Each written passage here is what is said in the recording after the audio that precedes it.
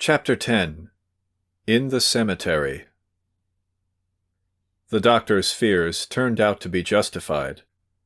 Lisa was suddenly worse than Velchaninov and Klavdia Petrovna had imagined possible the evening before. Velchaninov found the invalid conscious in the morning, though she was in a high fever. Afterwards, he declared that she had smiled, and even held out her feverish little hand to him. Whether this was really so, or whether he had imagined it, in an unconscious effort to comfort himself, he had no time to make sure. By nightfall, the sick child was unconscious, and she remained so till the end. 10 days after her coming to the Pogoryeltsevs, she died. It was a sorrowful time for Velchaninov. The Pogoryeltsevs were very anxious about him. He spent those bitter days for the most part with them. During the last days of Lisa's illness, he would sit for whole hours together in a corner, apparently thinking of nothing. Klavdia Petrovna attempted to distract his mind, but he made little response, and seemed to find it a burden even to talk to her. Klavdia Petrovna had not expected that all this would have such an effect upon him. The children succeeded best in rousing him. In their company he sometimes even laughed, but almost every hour he would get up from his chair and go on tiptoe to look at the invalid. He sometimes fancied that she recognized him. He had no hope of her recovery, nor had anyone, but he could not tear himself away from the room in which she lay dying, and usually sat in the next room. On 2 occasions, in the course of those days, however, he showed great activity. He roused himself and rushed off to Petersburg to the doctors, called on all the most distinguished of them, and arranged for a consultation. The second and last consultation took place the evening before Lisa's death.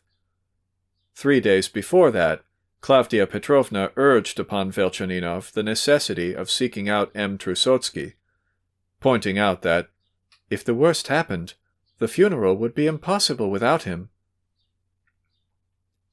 Velchaninov mumbled in reply that he would write to him. Pogoryeltsev thereupon declared that he would undertake to find him through the police. Velchaninov did finally write a note of 2 lines, and took it to the Pokrovsky Hotel. Pavel Pavlovitch, as usual, was not at home, and he left the letter for him with Marya Sisoyevna. At last, Lisa died, on a beautiful summer evening at sunset, and only then Velchaninov seemed to wake up. When they dressed the dead child in a white frock that belonged to one of Klavdia Petrovna's daughters, and was kept for festivals, and laid her on the table in the drawing-room with flowers in her folded hands, he went up to Klavdia Petrovna with glittering eyes, and told her that he would bring the murderer at once. Refusing to listen to their advice to put off going till next day, he set off for Petersburg at once. He knew where to find Pavel Pavlovitch. He had not only been to fetch the doctors when he went to Petersburg before. He had sometimes fancied during those days that if he brought her father to Lisa, and she heard his voice, she might come to herself. So he had fallen to hunting for him like one possessed. Pavel Pavlovitch was in the same lodging as before, but it was useless for him to inquire there. "He hasn't slept here for the last 3 nights, or been near the place," Marya Sisoyevna reported. "And if he does come, he's bound to be drunk. And before he's been here an hour, he's off again. He's going to rack and ruin." The waiter at the Pokrovsky Hotel told Velchaninov, among other things, that Pavel Pavlovitch used to visit some young women in Voznesensky Prospect. Velchaninov promptly looked up these young women. When he had treated them, and made them presents, these persons readily remembered their visitor, chiefly from the crape on his hat, after which, of course, they abused him roundly for not having been to see them again. One of them, Katya, undertook to find Pavel Pavlovitch any time, because nowadays he was always with Mashka Prostakov, and he had no end of money, and she ought to have been Mashka Provostov, i.e., scoundrelly, instead of Prostakov, i.e., simple. And she'd been in hospital, and if she, the speaker, liked, she could pack the wench off to Siberia. She had only to say the word. Katya did not, however, look up Pavel Pavlovitch on that occasion, but she promised faithfully to do so another time. It was on her help that Velchaninov was reckoning now. On reaching Petersburg at 10 o'clock, he went at once to ask for her, paid the keeper to let her go, and set off to search with her. He did not know himself what he was going to do with Pavel Pavlovitch, whether he would kill him, or whether he was looking for him simply to tell him of his daughter's death, and the necessity of his presence at the funeral. At first, they were unsuccessful. It turned out that this Mashka had had a fight with Pavel Pavlovitch 2 days before, and that a cashier had broken his head with a stool. In fact, for a long time the search was in vain, and it was only at 2 o'clock in the afternoon that Velchaninov, coming out of an establishment to which he had been sent as a likely place, unexpectedly hit up against him. Pavel Pavlovitch, hopelessly drunk, was being conducted to this establishment by 2 ladies, one of whom was holding his arm and supporting him. They were followed by a tall, sturdy fellow who was shouting at the top of his voice and threatening Pavel Pavlovitch with all sorts of horrors. He bawled, among other things, that Pavel Pavlovitch was exploiting him and poisoning his existence.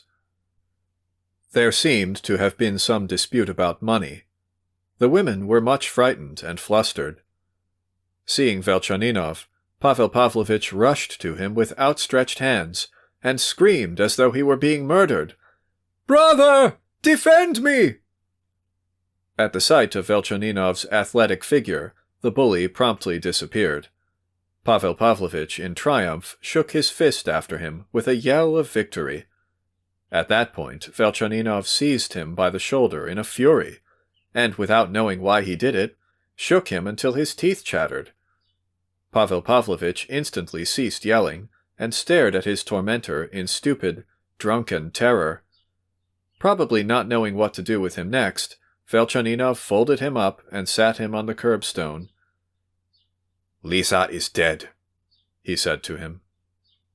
Pavel Pavlovitch, still staring at Velchaninov, sat on the curbstone supported by one of the ladies. He understood at last, and his face suddenly looked pinched. "Dead?" he whispered strangely. Whether his face wore his loathsome, drunken grin, or whether it was contorted by some feeling, Velchaninov could not distinguish. But a moment later, Pavel Pavlovitch, with an effort, lifted his trembling hand to make the sign of the cross. His trembling hand dropped again, without completing it. A little while after, he slowly got up from the curbstone, clutched at his lady, and, leaning upon her, went on his way, as though oblivious, as though Velchaninov had not been present. But the latter seized him by the shoulder again. "Do you understand, you drunken monster, that without you she can't be buried?" he shouted breathlessly. Pavel Pavlovitch turned his head towards him. "The artillery. The lieutenant. Do you remember him?" he stammered. "What?" yelled Velchaninov, with a sickening pang. "There's her father for you. Find him. For the burial." "You're lying!" Velchaninov yelled like one distraught. "You say that from spite. I know you were preparing that for me." Beside himself, he raised his terrible fist to strike Pavel Pavlovitch. In another minute he might have killed him at one blow. The ladies squealed and were beating a retreat, but Pavel Pavlovitch did not turn a hair. His face was contorted by a frenzy of ferocious hatred. "Do you know," he said, much more steadily, almost as though he were sober. "Our Russian—" and he uttered an absolutely unprintable term of abuse. "Well, you go to it then." Then, with a violent effort, he tore himself out of Velchaninov's hands, stumbled, and almost fell down.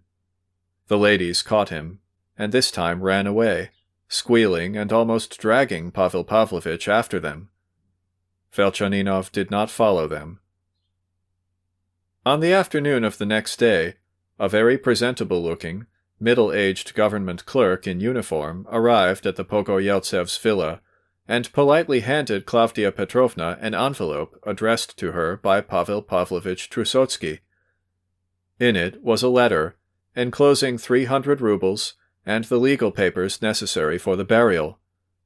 Pavel Pavlovitch wrote briefly, respectfully, and most properly. He warmly thanked Her Excellency for the kind sympathy she had shown for the little motherless girl, for which God alone could repay her. He wrote, vaguely, that extreme ill health would prevent him from coming to arrange the funeral of his beloved and unhappy daughter, and he could only appeal to the angelic kindness of Her Excellency's heart. The 300 rubles were, as he explained later in the letter, to pay for the funeral and the expenses caused by the child's illness. If any of this money were left over, he must humbly and respectfully beg that it might be spent on a perpetual Mass for the rest of the soul of the departed. The clerk who brought the letter could add nothing in explanation.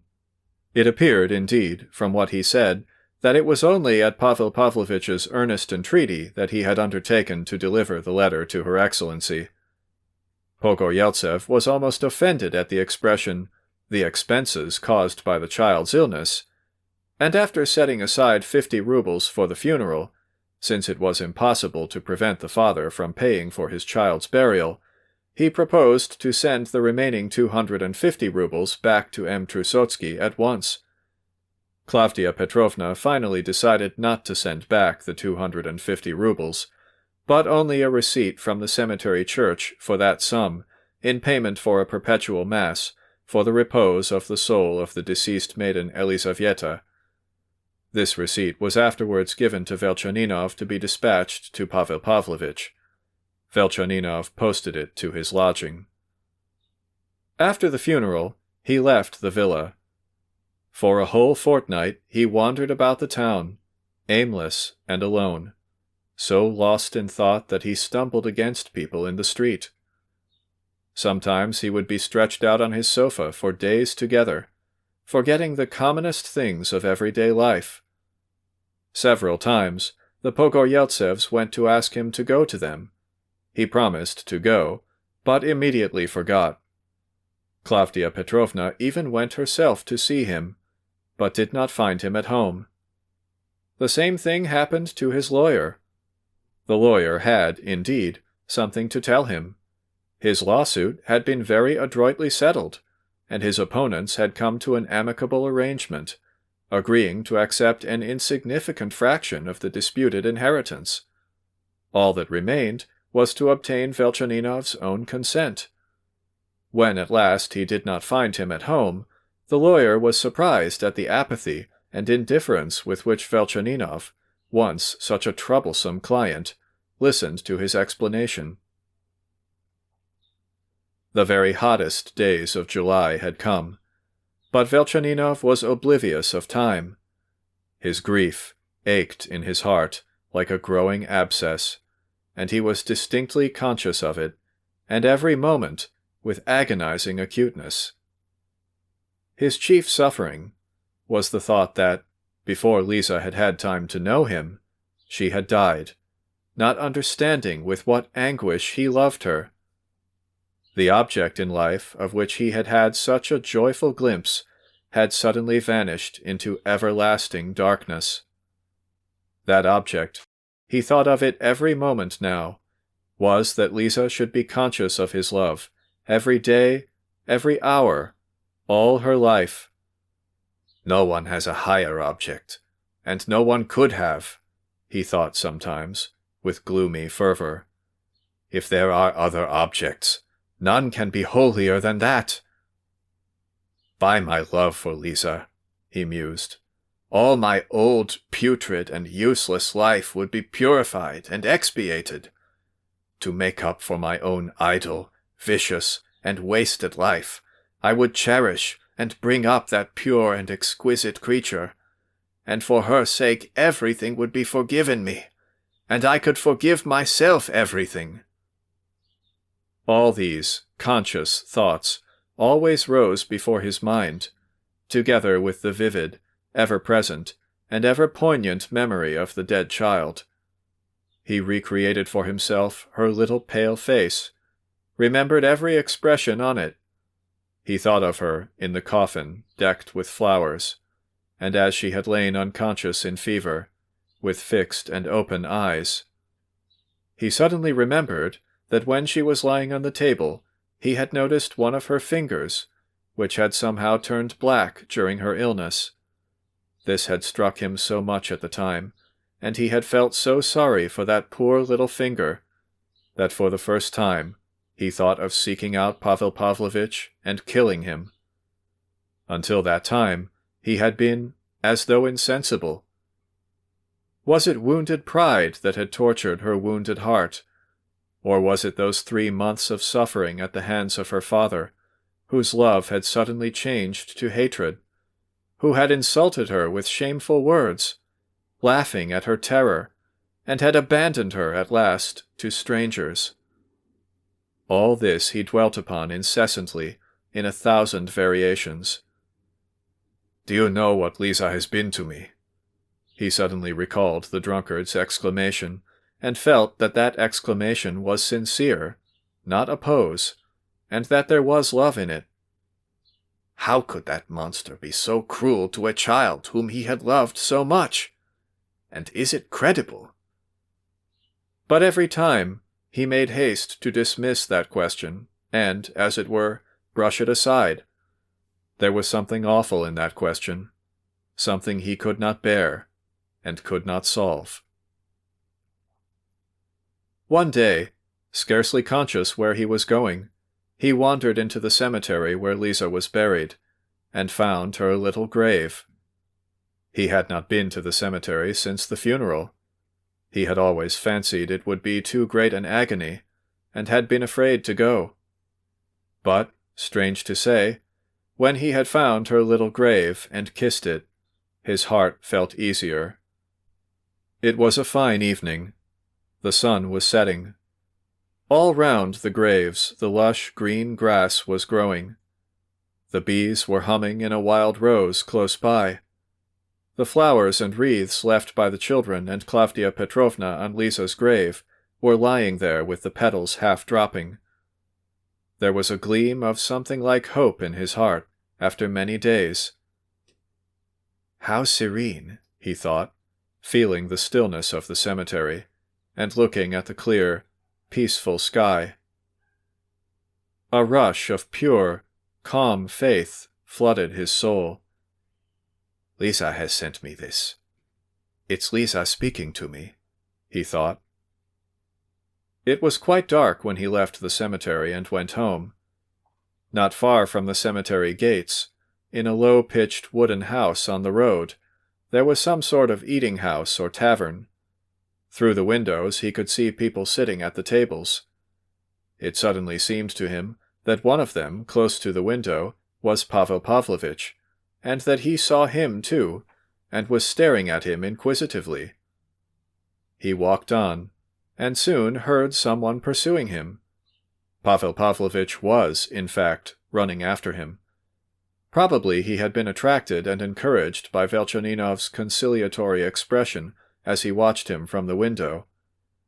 On overtaking him he smiled timidly, but it was not his old drunken smile. He was actually not drunk. "Good evening," he said. "Good evening," answered Velchaninov.